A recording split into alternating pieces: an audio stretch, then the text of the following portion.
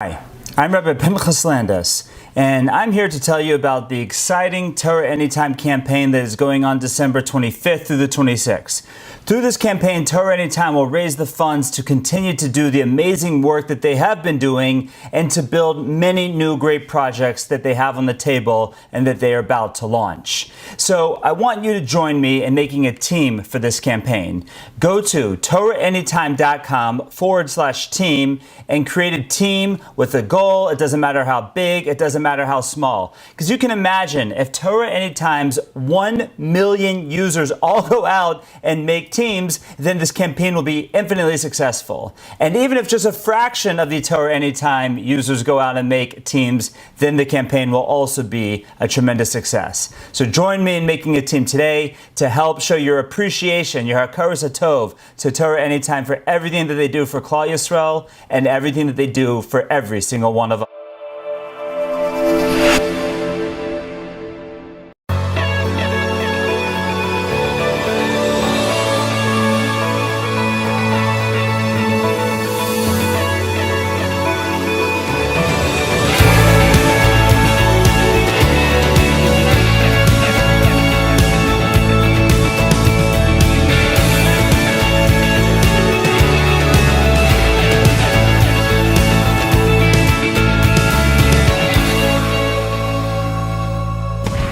Good evening, everybody, and welcome back to the Jerry and Carol Harris Jewish Destiny series. I am your host, Rabbi Pinchas Landis, and we're ready now to delve into another fun-filled night of Jewish history, and come join me on our journey.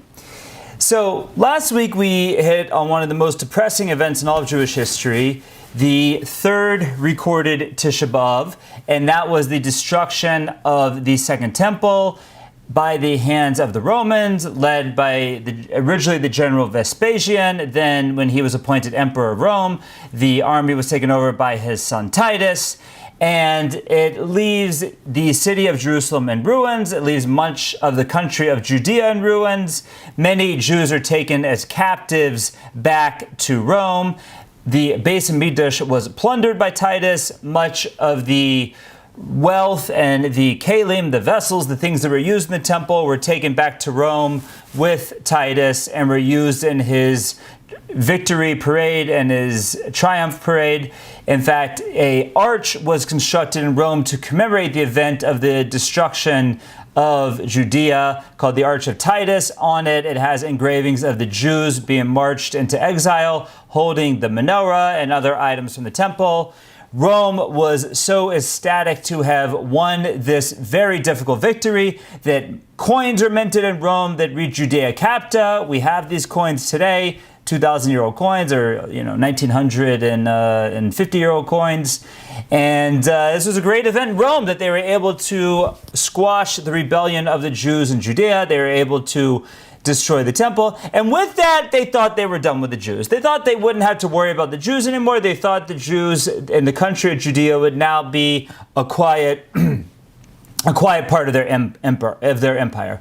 But we're going to see that that was a false assumption on the part of the Romans. Now, roughly a decade after he wins the war in Judea, Titus is actually appointed the emperor of Rome as his father Vespasian passes away. And now the great tormentor of the Jews in the war is the emperor of Rome. Now, needless to say, that scares many Jews tremendously because they know the bloodshed that happened at the hands of Titus, and they fear Titus greatly. But luckily, these fears are for naught, because in his time as emperor, he's basically leaves the Jews alone. He had had enough of the Jews at this point, and he basically leaves the Jews alone. So from the year 69, when the Beis Hamikdash is destroyed, when the temple is destroyed, until the year 81, when Titus dies, Titus only serves as emperor for 2 years.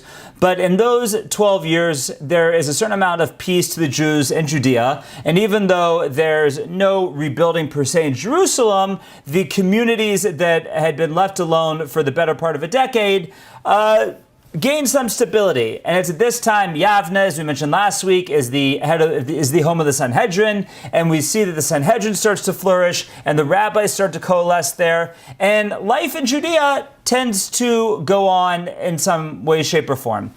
Now, there's a few things we have to point out about this time period, and I believe we mentioned this in the past, but it's a very important backdrop to what's going on between the Jews and the Romans at this time.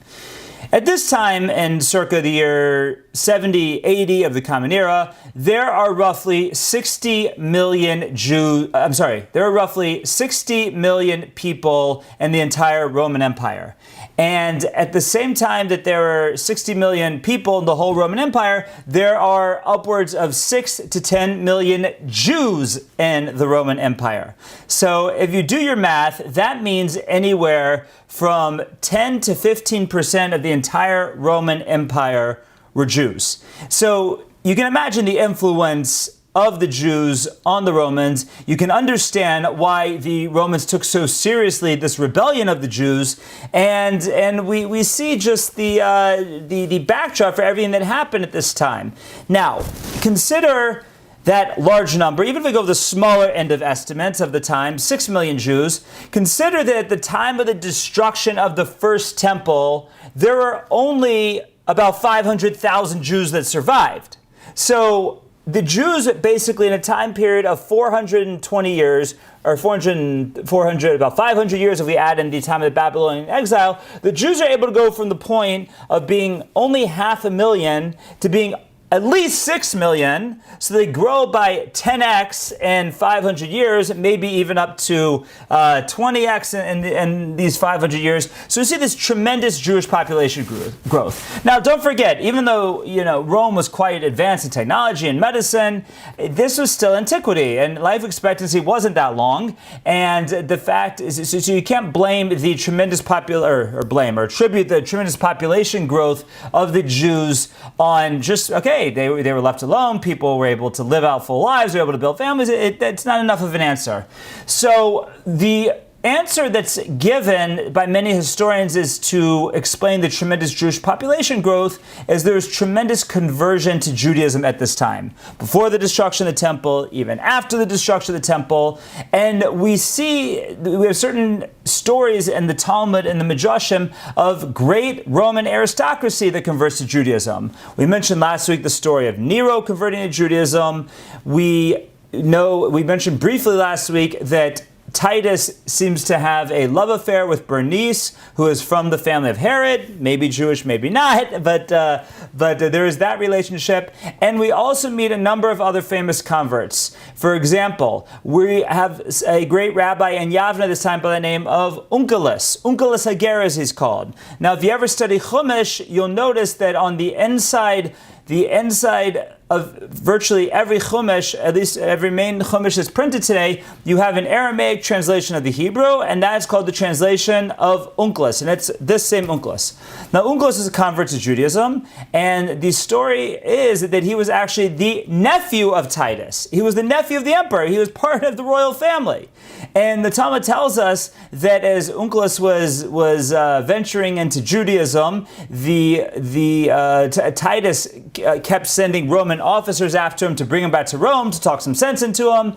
So Titus sent the first group of Roman officers to seek out Onkelos, and Onkelos is able to talk to them about Jewish topics, and they end up converting to Judaism. And so Titus sends another round of Roman officers to try and get Onkelos back, and Onkelos convinces them to convert to Judaism. And eventually Titus just gives up because he figures he's going to lose his whole officer corps if this keeps happening, and he just gives up on Onkelos. He totally disowns him, totally disavows him in every way possible, and from that point forward, this man is truly uncle-less.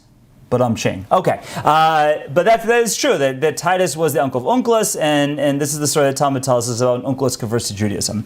So this seems to not just be the exception that you have these stories of aristocracy converting to Judaism. It seems to be that this was a norm throughout the Roman Empire, and we can understand this as the backdrop to the rise in Christianity. In just 2 centuries' time, we're going to see that the whole Roman Empire is going to become Christian, and that's because the Roman Empire, to a certain extent, was looking for ethical monotheism, and many of them had found it in Judaism, but once they're offered a version of ethical monotheism that doesn't require circumcision, that doesn't require keeping Shabbos, that doesn't require keeping kosher, etc., then they're gonna run towards that in droves, and that's going to be a lot of the popularity that Christianity is going to see in the Roman Empire, with eventually in the year 336 the Roman Emperor Constantine becoming Christian, and at that point the whole empire becomes Christian. But we'll get to that in a few sessions from now. In the meantime, this is the climate. So we have one very famous descendant of converts who is going to play a tremendous role during this time period. And that is none other than a man by the name of Akiva Bin Yosef. Now, Akiva Bin Yosef was probably born somewhere around the year 20, 30, somewhere in that area, somewhere in the early part of the first century. He definitely saw the Beis Hamikdash, he saw the temple. Now we're taught that Akiva Bin Yosef, for the first 40 years of his life, was a complete ignoramus. He did not know an aleph from a taf. He did not know the first thing about Judaism. He was he was not a learned person at all. In fact, he said that he not only was himself not learned, but he hated scholars so much that every time he saw a scholar, he wanted to bite them like a donkey. Now, apparently a donkey bite is pretty bad. It can break your bones. And that's what Akiva Bin Yosef's attitude was towards scholarship and towards scholars. Somehow, there was the daughter of a very wealthy man by the name of Kochba. That was the man's name. The daughter's name was Rachel, and she saw something special in this Akiva Bin Yosef. And they started dating, and they ended up getting engaged, and Rachel wanted to marry this shepherd, Akiva Bin Yosef. Kochba would hear nothing of it, because here he wasn't wealthy, he was from the lower class, he wasn't even a scholar. Kochba was completely against the match, against the marriage. So Rachel had to make a choice, either her beloved or her family and wealth, and she chose Akiva to be her husband. In so doing, be disowned from her father and from her family. Kochba took a vow, took a neder, that she or her husband Akiva shouldn't benefit anything from him, and that was how the couple of Rachel and Akiva start off their lives. Now, eventually, Rachel, in seeing something special in Akiva, persists, and she encourages Akiva to start studying. And by the time she was able to persist on Akiva and to get him to start studying, he was 40 years old. Okay, not a young guy. A little younger than I am today, but not a young guy at all. And, you know, it's interesting. The Shlomo Melech, King Solomon, says in Proverbs, Chachmas Nashim Bansa Beisa, that the wisdom of women is what builds households. And it's true that whatever a woman wants, that's going to be the tone in the household, and that is true throughout Jewish history. I believe the way that a great philosopher explained it is that the man is the head of the household, but the woman is the neck, and the neck can turn the head any way she wants it. And that's exactly what happens with Akiva and Rachel. So finally, at the age of 40, she wins and sends him up to yeshiva. Now, Akiva on his own came to a certain understanding through his wife's persistence, through his own observance of the world. And the story is told that he once witnessed a rock under a small stream of water. And he saw that the rock had a hole that had been bored into it through the water over the years, decades, however long it was, that had been dripping down onto this rock. And Akiva came to the realization of what his wife was always telling him, that Torah, which is often compared to water, is, if water, which is soft, can penetrate a rock, which is hard, then Torah, compared to water, could surely penetrate his heart, which was so hard. So at the age of 40, Akiva was off to yeshiva. Now, having been a total ignoramus, it's not like he started off with the 40-year-olds in yeshiva. And there probably weren't so many 40-year-olds in the yeshiva anyways. But they put him right away into Kita Aleph. They put him in first grade to start from scratch because he literally knew nothing. Now, you can imagine the scene. There, Akiva is sitting with all the 6 or 7-year-olds, and they're learning how to read Hebrew, and the Rebbi is going around the room saying, okay, Moshe, you read. And Moshe says, Kametz Alepha, Kametz Beis Ba, Kametz Kametz Gimel Ga. Beautiful. Davi, it's your turn. You read. Kametz Aleph Va, Kametz Beis Ba, Kametz Gimel Ga. Beautiful. Yossi, it's your turn. Kametz Aleph Va, Kametz Beis Ba, Kametz Gimel Ga. Beautiful. Akiva, it's your turn. Kametz Aleph Va, Kametz Beis Ba, Kametz Gimel Ga. But that's what Rebbi Akiva subjected himself to. And in a matter of 12 years, he is able to rise from that point of not even knowing an Aleph from a Taf to becoming the greatest scholar in the Jewish world. So here he is at the age of 52. He has not only amassed tremendous scholarship for himself, but in these 12 years, he has built an academy bigger than the Mir Yeshiva today, bigger than the Lakewood Yeshiva. He had an academy of 12,000 students. And after this point, he says, okay, you know what? It's been 12 years. I think I should go pay my wife a visit. Haven't seen her in 12 years. Let's go back, see my wife.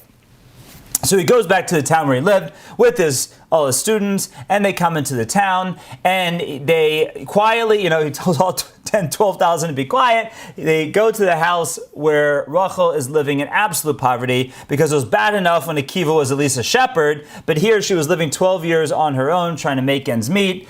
And as he's about to walk into the house, he's about to knock on the door, he overhears his wife, Rachel, having a conversation with one of the other local women.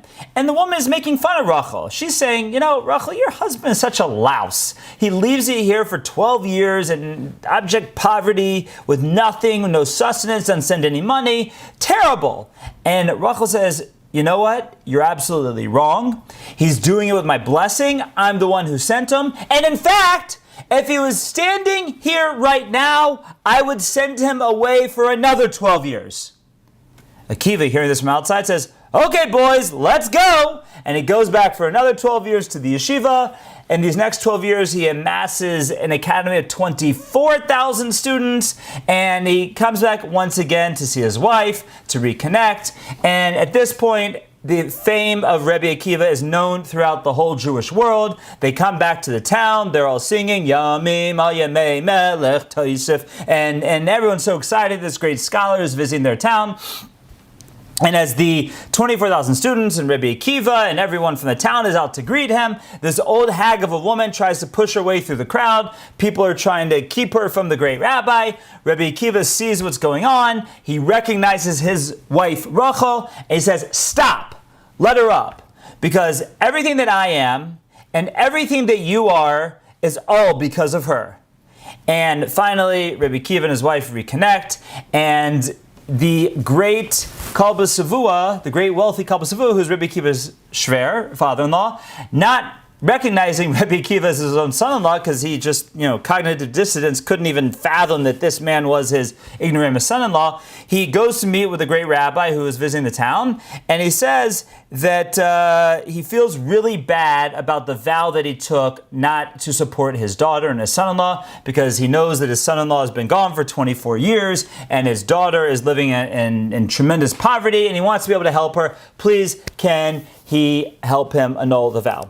So Rebbi Akiva asks Kochba Savua the questions. He says, had you known 24 years ago, or had you known when they got married, that today your son-in-law would become a tremendous scholar, would you have ever made that vow? He said, absolutely not. And which Rebbi Akiva says, Tati! Right? He says, I'm your son-in-law, I became a great scholar, your vow's annulled. And Kochba Savua showers his wealth on his prominent son-in-law and his daughter and rehabilitates the situation. And that is the story of Rebbi Akiva. Now that takes place, all probably takes place before the Beis HaMikdash is destroyed, or at least starts before the Beis HaMikdash is destroyed. By the time the temple is destroyed, Rebbi Akiva is already a tremendous scholar, is already in a certain position of leadership, and we're going to see that there's much interaction with him through the second part of the 2nd century with the Roman emperors, interceding on behalf of the Jewish people as a representative of the Jewish people, and that is the great Rebbi Akiva. Okay. So Titus only serves as emperor of Rome for 2 years. There's different accounts as to what happened to him after 2 years. According to certain Roman accounts, he was assassinated by his brother by his brother Domitian, who's we're going to see is not that nice of a guy to begin with. According to the Talmud, it was the retribution for everything he had done to the Jews that an insect flew in through his nostrils and chiseled away at his brain until he died from the inside out. And the Talmud says that when he died, they did an autopsy and found the insect inside his head that had grown to be the size of a bird from eating his brains. Be it as it may, in the year 81, Titus is gone. And Domitian, his brother, takes over. And Domitian, from the beginning, sees the Jews as a threat. Because now we're in the year 81, about 12 years after the temple was destroyed. But in those 12 years, the Jews have been left unmolested. And the town of Yavna had thrived. And to a certain extent, the community had rebuilt itself in other parts of the country. Now, Domitian understood what his father Vespasian didn't. If you remember, Vespasian, when he let the Jews go to Yavna and have the family of the Nasi, the family of King David, the family of Hillel, the scholars, he thought he was giving nothing. Domitian realized that in that granting that we discussed last week, that his father had given them everything. And Domitian sought to roll that back. So he tries to shut down the yeshiva and the Sanhedrin in Yavna. The Sanhedrin flees from Yavna up to the north of Israel to a town called Usha. I'm going to put on the website, if you're watching this on our website, TorahCleveland.com, I'm going to put not only the outline, but the map of the different travels that the Sanhedrin takes before it eventually leaves Israel altogether. But this is the first stop, really the second stop. It was first in Jerusalem, then Yavna, now Yavna to Usha. Usha's up in the Galilee in the north of Israel. And Domitian puts forth a number of decrees to try and essentially undo what his father and his brother had allowed the Jews to do and still surviving within Judea. Now, thank God, at some point, Domitian dies, but it takes 15 years for him to do so. So in that 15 years, he does wreak havoc on the Jewish people in Judea. But luckily for the Jews, that after Domitian dies, his adopted son, by the name of Nerva, takes over as the emperor of Rome, and he's good to the Jews. A group of rabbis, Rebbi Akiva included, go to Rome to intercede on behalf of the Jewish community and to ask for the decrees of Domitian to be annulled. And sure enough, Nerva annuls the decrees, and the Jews are going to be allowed to have a certain amount of freedom once again. Okay. Nerva, unfortunately, only lives for 2 years and before he dies, and then his adopted son, Trajan, takes over as the emperor of Rome. Now, Trajan has a history with the Jews, and that is that he is the son of one of the generals of the 10th Legion of the Roman army, and the 10th Legion of the Roman army was the main legion in the Roman war in Jerusalem. That was the legion that laid siege to Jerusalem, that destroyed Jerusalem. So Trajan was essentially raised as an anti-Semite. It's in his mother's milk. He comes by it honestly.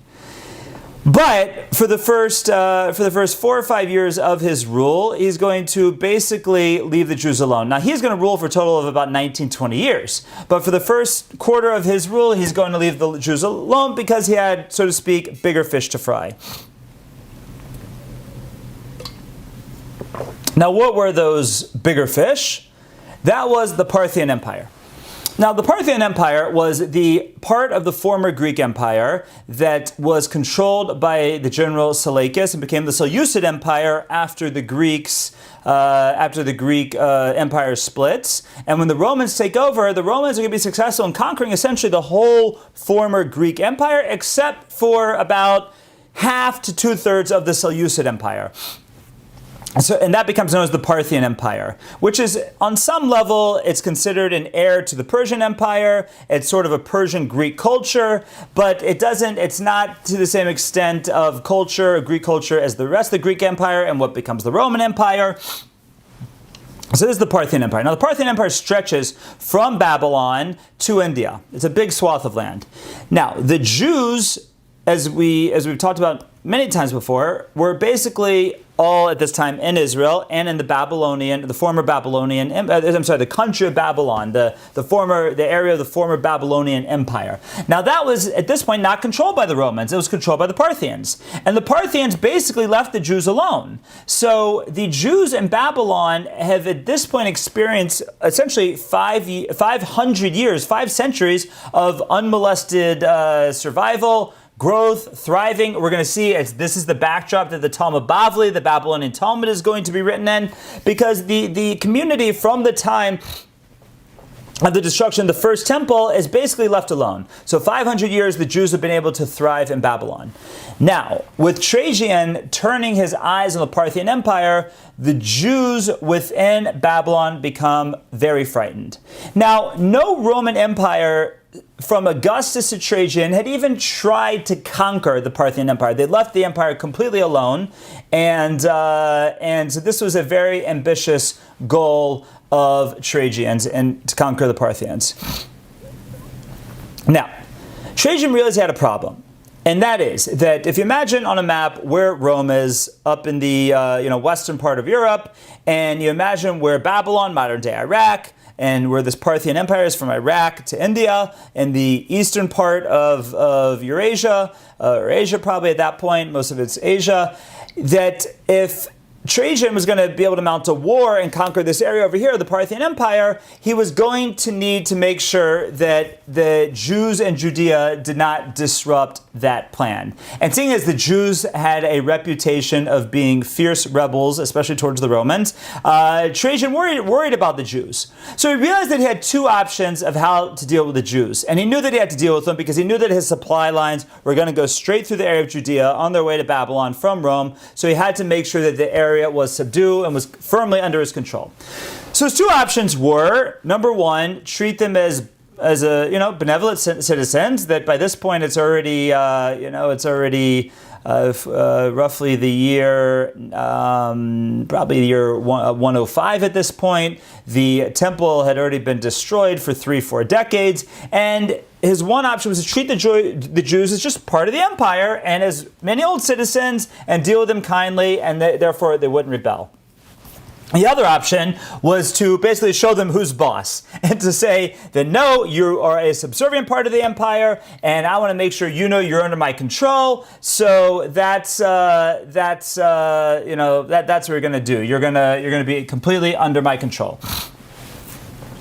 Okay, so Trajan unfortunately chooses the latter. And he puts forth a number of decrees within Judea to try and basically show them who's boss. After Domitian and the Jews had to run to Usha under the rule of Nerva and the freedom the Jews had, the Jews came back from Usha to Yavna, but now Trajan tries to shut down Yavna again. He persecutes the rabbis in Yavna. The rabbis have to go into hiding for a number of decades, and they're hidden. Some go back to the Galilee and hide. Some go to the town of Lod to hide. Lod today is famous for the airport. Now, by the way, we're talking about Yavna, Lod, all these areas. This is very close to modern-day Tel Aviv, right? Lod is just next to Tel Aviv. Yavna is just due, I believe, north of Tel Aviv, if I'm picturing it right in my head. And we also, at the same time period, we have, the Haggadah. The Haggadah Shel Pesach talks about how Rebbi Akiva and the other rabbis at this time are having a Seder in Bnei Brak. Bnei Brak is right there. This is the area where the rabbis lived. So Trajan comes in and he persecutes the rabbis in Yavna, shuts down Yavna again. The family of the Nasi, the family of the Davidic line, goes completely into hiding. The leader at this point is Elazar ben Azariah. He is the first rabbi, also mentioned the Haggadah of Pesach. He's the first rabbi not from the line of Hillel and David, because they were worried that would be a threat to the Romans. But everyone goes into hiding. And when you study the Mishnah, which these are the rabbis of the Mishnah at this point, the Mishnah is not going to be written down until, we'll talk about next week, until the end of the 2nd century.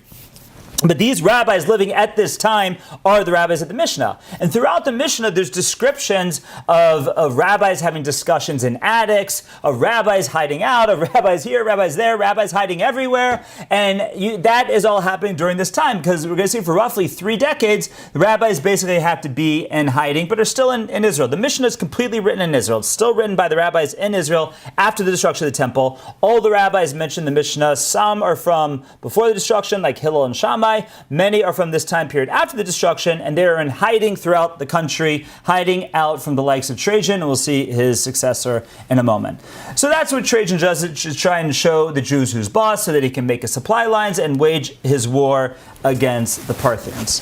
So eventually in the year 114, Trajan goes to war against the Parthians, and what happens is a couple different things. First of all, the Jews in Babylon feel the threat of that because here they'd lived with religious freedom, with complete freedom, with a lot of prosperity for 500 years. Well, they understood that if Rome was to take over Parthia and therefore, and with it Babylon, that would probably mean the end, or quite possibly could mean the end of the freedoms that they had and enjoyed for so long. So the Jews in Babylon actively resist the Romans, join up with the Parthians to resist the Roman invasion, and they fight directly in the war, they fight indirectly in the war, attacking the supply lines, they attack from the rear of the Roman army, and we're going to see that initially Trajan will have a lot of success, but then it'll all of a sudden be turned back by the Parthians with the help of the Jews. And at this time, Jews throughout the Roman Empire rise up against Trajan's army to side with the Parthians, and so you have these rebellions going on throughout the Jewish world, and especially in Judea. So the very thing that Trajan had tried to hedge against in Judah ends up happening, and that the Jews in Judah participate in these rebellions against Trajan. And the most notable of that is a war known as the Kittus War, or the Kittus War. Now, the reason it was called the Kittus War was because the governor of Israel at this time was Lucius Quietus, and he, through directive of Trajan, carried out fierce decrees against the Jews, fierce bloodshed. The Jews rebel against him. He puts down the rebellion with great force, and we're going to see that there is a rebellion in Lud. It's put down by Quietus, and tens of thousands of Jews are going to be killed in Lud. Now, another city where we see there's a massive rebellion is the city of Alexandria in Egypt. Egypt was part of the Roman Empire, and the Jews there's a sizable Jewish community in Alexandria that had been there since the destruction of the first temple. Not nearly as prosperous as Babylon, but still quite a community. So the community of Alexandria will rebel against the Romans, but also be put down en masse. According to the Roman historian Dio Cassius, upwards of 1 million Jews are killed in Alexandria. Most numbers that Cassius gives, later scholars believe, are exaggerations, but be it as it may, it basically wipes out the great community of Alexandria. Again, it'll still be there, but nothing close to what it had during its days of glory. But even with all these rebellions and much Jewish bloodshed, the Romans have to end up pulling back. They end up pulling back west of Babylon, and the Jews of Babylon can breathe a sigh of relief because they stay firmly under the control of the Parthians, who leave them alone as Jews, and the Romans are out of Babylon. Now, this time period, the Kittus War, is regarded as the second Roman-Jewish war because of it was really all these rebellions and then squashed down by the Romans, and again, a time period of a lot of Jewish bloodshed, somewhere around the year 114 and 115.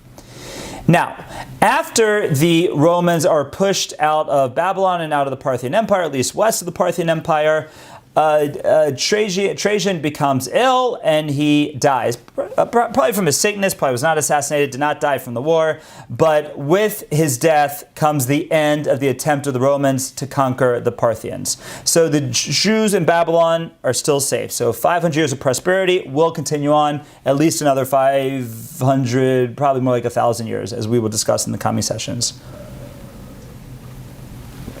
Now, after Trajan, his cousin, adopted son, as always was the case, and top general by the name of Hadrian takes over the throne of Rome. Now, initially, Hadrian wants to stop the turbulent times that were going on. He understands that they've basically lost the war against the Parthians, so he completely rolls that back, ends the war, pulls back the armies, and he just tries to bring a certain calm and quiet back to the Roman Empire. Now, what does he do in Judea? He has Quietus actually captured and put to death because of all the bloodshed he perpetrated against the Jews, probably also because he was considered a rival, because he was also one of the favorite generals of Trajan. So he has Quietus put to death, and he really extends an olive branch to the Jews in Israel. And he's welcome in Israel. And they are treated as a civilized conquest of the Roman Empire. They're treated with religious freedom. They're allowed to do whatever, they're allowed to live free. So from 117, when Hadrian takes over, for the next 5-6 years, the Jews again have a certain amount of prosperity. The Sanhedrin is able to be reconstituted. The leader of the Sanhedrin, now the person from the family of Hillel at this point is Rebbi Shimon. They never give him the title of Nasi, a prince, because they're worried that might antagonize Hadrian. So they just refer to him as Rebbi Shimon, son of the Nasi. And the real leader at this point of the Sanhedrin is Rebbi Akiva. Rebbi Akiva is the leader of the community now, and Hadrian giving a certain amount of peace, Rebbi Akiva as the leader. Things are actually looking up for the Jews in Judea. Now, it's even to the extent that we have record that Hadrian actually promised the Jews that they could, or he would, rebuild Jerusalem and that they could rebuild the temple. Okay? So things were really looking up. They were going to get Jerusalem back, they were going to get the temple back, and that's what Hadrian promised to the Jews somewhere after the time that he took the throne in 117 and somewhere before the year 123, where it seems that he had a change of heart. So what happens? The story is told, first of all, the Medrash in Bereshis Rabbah brings this down. The story is told elsewhere that shortly after Hadrian promised the Jews they could rebuild Jerusalem and rebuild the temple, his advisors come to him and say, that's not such a good idea. I would not let them rebuild the temple, and they're able to encourage him to change his mind. Now, the Medrash tells something fascinating, that it was actually the not-so-good Samaritans, once again, who are rearing their ugly face, and that they come to Hadrian and say, don't let them rebuild the temple. And Hadrian says, what can I do? I already told them they could. And he says, well, tell them that they want to build it. They can't build it on the Temple Mount, and they have to make it either 5 cubits bigger than they want to, or 5 cubits smaller. Now, the understanding was that the temple has such specific guidelines from the Torah that 5 cubits either way would not work, and for sure not building it on the Temple Mount would not work. But really what happened is he just, the way that he dealt with his decree was he made the conditions so impossible that the temple never gets rebuilt. And really what happens is quite worse. Because we know that Hadrian falls under the influence of the Greek elements of the Roman Empire and ends up basically becoming a throwback to Antiochus. And that he realizes that through the Hellenist philosophy that all nations are the same and we should not have anything that separates the Jews from us. And therefore he starts not only rolling back all the kindness that he extended, but even puts forth many decrees to try and sever Jews from Judaism, similar to what Antiochus did in the Hanukkah story, making Shabbos illegal, making bris milah illegal, making the study of Torah illegal, etc., etc. Now, one of the most offensive acts that he does at this time is he comes to Jerusalem, and instead of, he promised to rebuild the city and build a temple, but instead of rebuilding the city for the Jews and rebuilding the Jewish temple, he rebuilds the city, or starts to rebuild the city at least. It's unclear if he finished it at this time, but he starts to rebuild it, and he changes the name of the city to Alea Capitolina. Alea was like a family name for Hadrian, and Capitolina was a term for temples built to the Greek or now Roman god Jupiter. And therefore, on the Temple Mount, he begins to build a temple to Jupiter. And the city is called Alea Capitolina. Now, you can imagine that this is of great offense to the Jews throughout the country. Now, Dio Cassius writes that this is the cause of the rebellion that we're about to talk about. But if we look at the Talmud never mentions it. Now, that doesn't mean it didn't happen. There are other Jewish sources that do mention it. But what it means is that the Jews, they looked at it as they never got Jerusalem to begin with. It was highly offensive, but it didn't really affect them. What we understand as the cause of the rebellion was similar to the Hanukkah story, was when Hadrian starts messing with Jewish life, when he outlaws circumcision and the Jewish calendar and Shabbos, etc. And so the Jews, similar to the time of Hanukkah, initially go underground. They have these caves that they go into, that they hide in to observe Judaism, to have brises and to study Torah, etc. And what ends up happening is unlike in the beginning of the Hanukkah story where they would just play with dreidels, when the Roman officers come to seek out the Jews and figure out what they're doing, the Jews start resisting the Roman officers.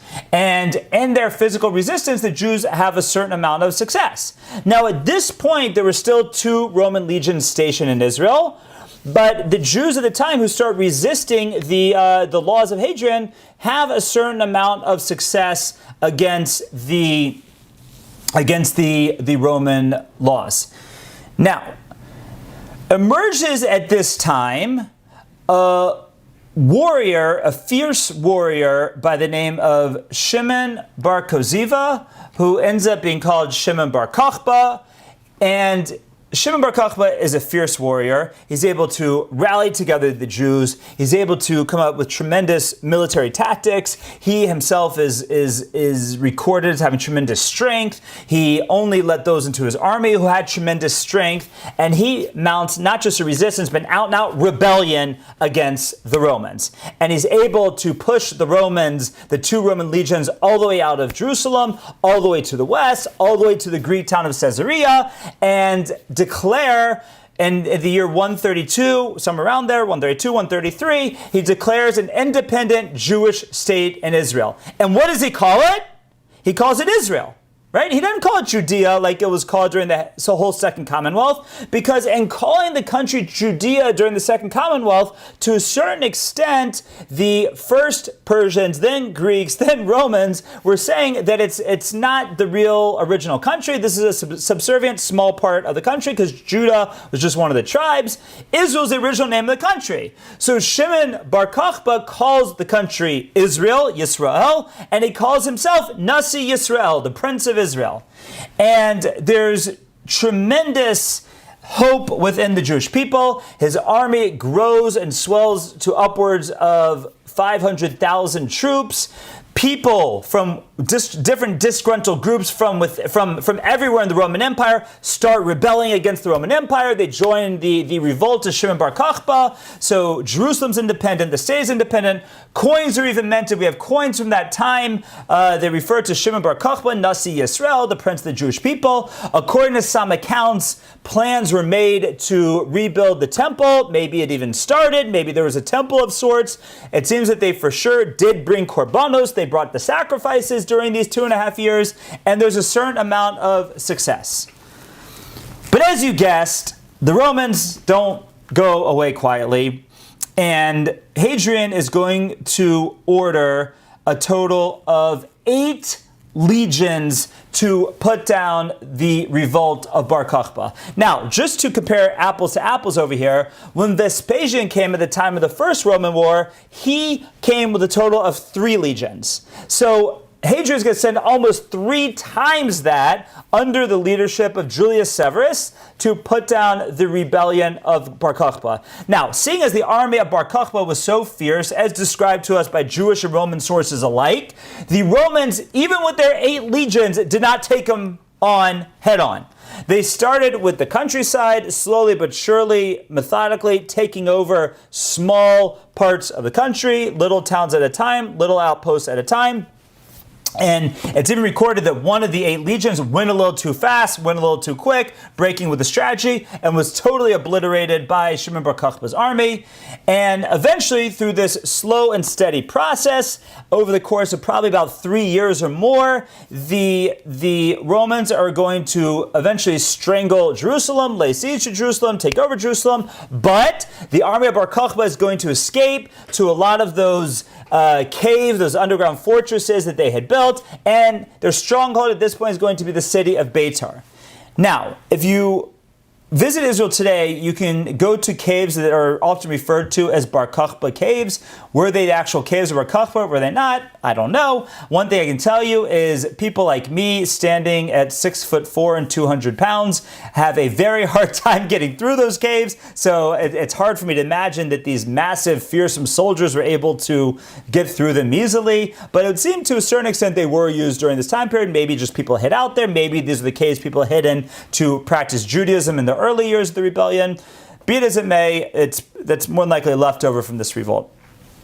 But the city of Beitar, just due west of Jerusalem, becomes the stronghold of the Bar Kochba revolt.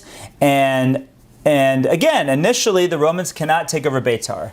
But at some point, the army of Bar Kochba becomes compromised to the Romans. The Romans are able to find out their hidden fortresses, able to able to get through and start to chisel away at Bar Kochba's army. And at this point, two things happened. Bar Kochba had already become a little bit drunk with power. As we always say, power corrupts, but absolute power corrupts absolutely.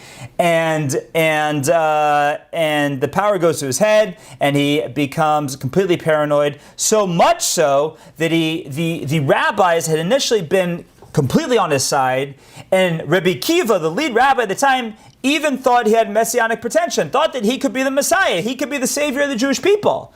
But be it as it may, it's clear in the end that he is not, and in his paranoia, he actually has his uncle, who he thinks betrays him, by the name of Rav Elazar Modai. He has him put to death, and at that point, the rabbis totally pull support from Shimon Bar Kochba, and at that point, it's just a matter of time before the whole rebellion is put down. Finally, the army is conquered, Shimon Bar Kochba is captured and put to death, and the Romans, having finally gained the upper hand, spare no measure whatsoever to wreak havoc on the Jewish people. According to Dio Cassius, about 500,000 Jews are slaughtered by the Romans at this time, that the Jordan River turned red with the blood of the Jewish people. Initially, the Romans do not even let the dead to be buried. They want them lying strewn across the land as a memory of what had happened.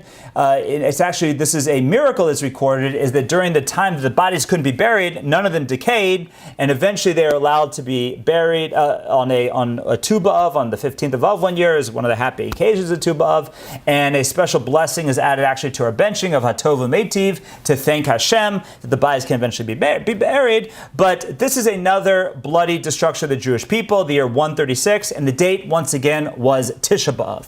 So we now have our fourth bloody Tisha B'Av in Jewish history. First one being when the spies come back with a negative report of the time of Moshe. Second one being the destruction of the first temple. Third one being the destruction of the second temple. And the fourth one now in the year 136 being the destruction of the city of Beitar and the squashing of the rebellion of Bar Kochba. So we see that fateful promise that was made at the time of Moshe, that because the Jewish people cried the meaningless cry on Tisha B'Av, the Almighty says, Ekveh lecha yom b'chir l'doros. This is going to be a leil b'chir l'doros. This is going to be a night of crying for all generations. And we see already three major subsequent events from that point of crying, this being another one of those Tisha B'Avs, the fall of Beitar. Now what happens in the aftermath of the fall of Beitar? In the aftermath, you can imagine, Hadrian says, enough is enough, we are done with these Jews. And he puts even more fearsome policies into place, making the complete observance of Judaism, any remnant of Judaism, totally illegal on pain of death.